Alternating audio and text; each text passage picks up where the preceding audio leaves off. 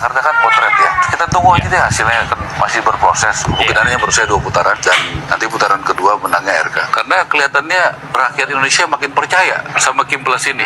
Ya, sekarang Pak Prabowo, Pak Jokowi itu rukun. Harusnya ya arah Sirait itu bisa belajar loh pada kemenangan pilpresnya. Pak Prabowo itu bisa menang ketika bisa membangun narasi rekonsiliasi bahwa pemilih Jokowi dengan pemilih Prabowo bukan air dan minyak, tapi bisa masuk dalam narasi yang sama. Malah Pram Dandul yang membawa narasi itu, arah Sirait malah kemudian melakukan politik menurut saya pecah belah dengan narasi yang menurut saya jadi blunder dimainkan oleh Marwar Sirait yang kemudian saking semangatnya langsung kemudian membuat sebuah logika dikotomi bahwa ketika Anies didukung itu membangkitkan macan tidur, ketika Anies ikut mendukung pemilih kemudian bisa kabur misalnya gitu kan. Kita senang Pak Anies mendukung Pramono dan Ridwan Kamil, itu membuat kita tambah semangat membangunkan macan tidur yaitu Jokowi dan Prabowo. Ya, kita sudah makin semangat, memang solid. Kita lihat kekuatan PDI, Anies dibanding Prabowo, Jokowi, Gibran, dan Ridwan Kamil lebih kuat mana di Jakarta. Kita uji. Itu narasi yang memecah belah dan sementara untuk Jakarta nggak suka yang seperti itu. Kedatangan anak Abah itu benar-benar pompaan energi yang besar. Kami tidak ada perpecahan di dalam seperti narasi di luar. Posko kami bersama-sama di selatan ada, kami di situ bersama-sama ada Ahoker, ada anak Abah, ada komunitas yang lain. Dan kami sudah sepakat untuk tidak mau lagi dipecah belah. Benar?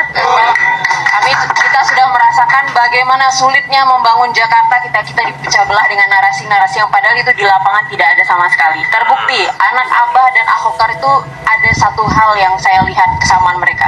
Orang-orang progresif, orang-orang yang mampu memperjuangkan nasib orang bawah, dan itu yang mau ditutupi oleh oligarki. Sehingga dengan adanya kejadian ini, bagi kami ini adalah sebuah karunia Tuhan untuk Indonesia, bahwa ternyata kita dipersatukan kembali dengan niat untuk membangun Jakarta yang kemudian akan menjadi loncatan untuk membangun Indonesia. Akhirnya Ridwan Kamil terjebak dalam pengkotakan pemilih tadi yang membuat suara dari Ridwan Kamil dan Suswono makin terkotak-kotak. Dan itu memang benar tadi, partai pendukungnya Ridwan Kamil sekitar 80% ya. Tapi kan hasilnya 40%. Saya sepakat itu. Karena memilih, ini bukan milih partai. Karena beda sekali milih partai dan milih figur gitu. Dan di situ menurut saya ada kecerdasan dari pasangan Pram dan Dul tadi, bahwa ketika menyadari pertarungan ini dimaknai sebagai pertarungan antar parpol, selesai 80 lawan 15% gitu misalnya akan terjadi seperti itu, atau 85 lawan 15%. Yang kemudian dilakukan oleh Pram dan Dul adalah melepaskan warna itu sehingga kemudian pertarungan ini menjadi cair. Pertarungan ini menjadi pertarungan memperebutkan kekuatan-kekuatan besar yang ada di Jakarta, termasuk kemudian menempatkan dirinya, oke, saya kalah dalam jumlah parpol, tapi jumlah belusukan saya dan jumlah titik yang saya kunjungi akan lebih banyak. Dan itu pola yang juga terjadi pada 2012 dan 2017. Kang Emil menurut saya terjebak dengan permainannya sendiri atau permainan Kim Plus. Kalau menjawab tadi terkait pendekatan kultural, kenapa Kang Emil maju? Kan kita tahu Kang Emil tadinya ingin maju di Jabar karena ada sebuah kesepakatan di level tinggi terkait dengan partai-partai di Kim Plus, ingin memajukan Deddy Mulyadi yang surveinya masih kalah dengan Kang Emil. Kang Emil harus dipindahkan di Jakarta. Kenapa Kang Emil mau? Karena skenario awalnya memang hanya melawan kota kosong. Jadi itu yang saya katakan dari awal tadi. Memang skenario tidak disiapkan untuk sebuah pertarungan, tapi sebuah settingan, sehingga ketika kemudian pertarungan akhirnya terjadi berlangsung, di situ ada kekagetan. Itu yang jadi apa yang disampaikan GR 2000. Oke, kembali lagi di channel GR 2045. Salam inspirasi, salam NKRI, harga mati. Nah, tentunya benar sekali apa yang disampaikan oleh saudara pengamat politik lainnya mengenai Marwar Sirait ini. Teman-teman, kalau kita lihat memang apa yang disampaikan oleh saudara kita ini tentunya sangat bermanfaat bagaimana kita mengetahui situasi politik yang terjadi saat ini. Nah, baik teman, di sini kita akan bacakan komentar bagaimana tanggapan saudara-saudara kita mengenai video ini atau edukasi yang telah disampaikan oleh saudara kita ini. Sebaiknya ARA dan Jokowi bikin partai baru, bisa nggak melawan partai PDIP?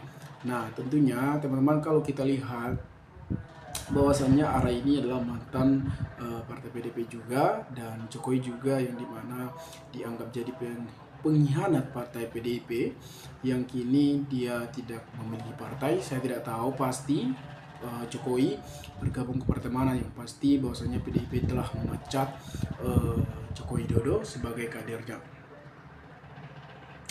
Namanya juga Partai Melingkundang. Nah, Mulyono, Budiman, Effendi Simbolon, Ara, Gibran Bobi coba bikin partai baru, bisa bersaing juga lawan partai PDP. Nah, kalau untuk bersaing kepada partai PDP tentunya sangat sulit teman-teman, karena yang kita tahu bahwasannya partai PDP ini sangat keras, dan powernya dan para petinggi-tinggi atau pengamat politiknya kebanyakan di partai PDIP. Ara ini sumber keributan Jakarta. Nah, terima kasih ya Allah, kau bukakan mata para manusia secara. Tanda awal kecurangan karir politik Kutu Lonca NS Marwara Sirait. Nah teman-teman, kalau kita lihat memang saya juga baru kenal bahwasanya Marwara Sirait adalah seorang anggota DPR dan juga pengamat politik, dan kini beliau ini banyak dapat undangan di berbagai media. Rakyat Jakarta sangat cerdas, pilih pemimpin yang cerdas, bermoral, punya etika dan santun Jakarta. Nah, kalau 85% bisa kalah dari 15%, ini tanda suara rakyat cerdas dan memilih, tidak tergiur bansos atau iming-iming lemparan kaos. Nah, tentunya kita sebagai masyarakat juga harus pintar untuk memilih pemimpin kita. Karena ketika kita salah memilih pemimpin, maka kita akan menikmati kehancuran. Nah, teman-teman, kalau kita lihat juga beberapa bulan yang lalu atau 2 bulan yang lalu bahwasanya pilkada sudah selesai. Saya harap juga bahwasanya masyarakat Jakarta sudah memilih pemimpin yang benar-benar untuk mengayomi masyarakat, karena kita lihat juga pemimpin yang sebelumnya, pemimpin Jakarta banyak pro dan kontra. Orang Jakarta pada cerdas dan profesional, tidak bisa dipengaruhi, mantap, super masyarakat Jakarta. Aras sedang tiarap di bawah ranjang, MK belum muncul. Ara masuk WC aja macannya tidur bules. Warga Jakarta memang the best. Nah, sekali lagi ya, saya mengucapkan banyak terima kasih kepada sebagai masyarakat Jakarta.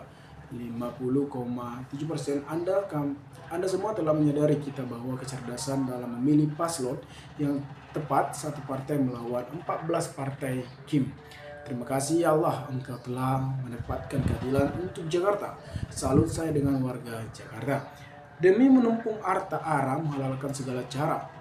Dia sudah tak mempedulikan apakah bangsa ini akan tercak akibat statement bertolak belakang dengan sifat bapaknya dan Bapak Sabah Sirait yang sangat nasionalisme. Hahaha, macan tidur nggak bangun-bangun, mimpi indah dia. Marwara Sirait, rakyat DKI Jakarta tidak ada percaya kepada orang ini, mencet pengkhianat. Nah, Masya Allah, keren Pak Yuarto bersama rakyat. Kesombongan Ara tidak lama lagi akan sirna dengan suatu peristiwa. Kecerdasan warga Jakarta memang gak kaleng-kaleng.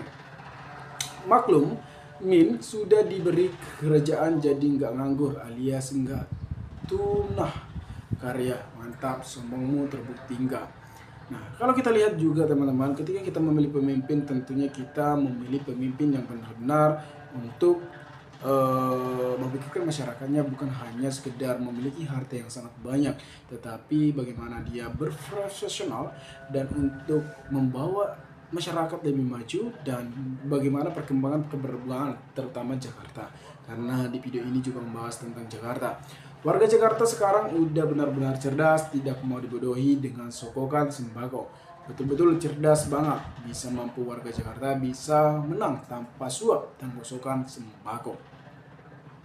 Nah teman-teman, kalau kita lihat juga bahwasannya memang tidak luput dengan adanya penyuapan dalam pemilih pilkada ataupun gubernur banyak di setiap daerah. Tetapi kita sebagai masyarakat janganlah tergiur ketika kita disogok dengan sembako ataupun berupa uang. Karena ketika kita salah memilih pemimpin, maka untuk 5 tahun ke depannya, maka hancurlah masa depan untuk anak-anak muda. Nah, tetapi bagaimana kita memilih pemimpin yang benar-benar rekam jejaknya yang baik dan politik yang bagus, dan tidak hanya memikirkan dirinya sendiri, bukan hanya gila jabatan. Nah, itu yang kita cari. Tetapi kebanyakan masyarakat hanya tergiur dengan di awal, dengan memberikan uang 300 ataupun sembako, maka mereka akan memilih pemimpin hal tersebut.